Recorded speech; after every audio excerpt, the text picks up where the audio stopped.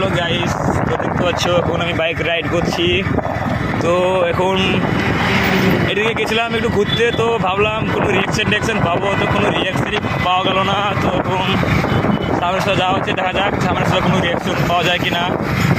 তো চলো সামনে ভিডিওটা দেখতে থাকো, তো ভালো লাগবে। তো গাইস দেখতে পাচ্ছ ইটভাটা এর সামনে, না দেখে দেখতে পাবে। দেখো কত সুন্দর ইট ভাটা, এখানে ইট তৈরি হয়।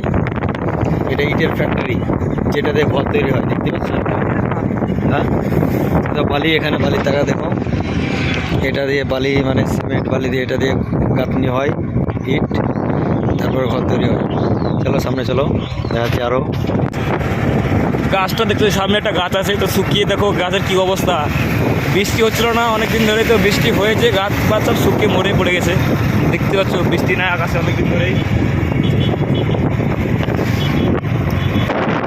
চলো তো এবার ভাবছি একটু আমার যানটাকে একটু রাইড করবো, তা ভাবছি। তো দেখা যাক ফাঁকা রাস্তা আসুক, একটু জাম আছে রাস্তাটা, রাস্তা অনেক জাম, প্রচুর জাম ছিল। তো দেখা যাক আমাদের বন্ধুদের সাথ পাওয়া যায় কিনা। তো চলো সামনে যাওয়া যাক, তো সামনে বন্ধুদের সাথ পাওয়া যায় কিনা।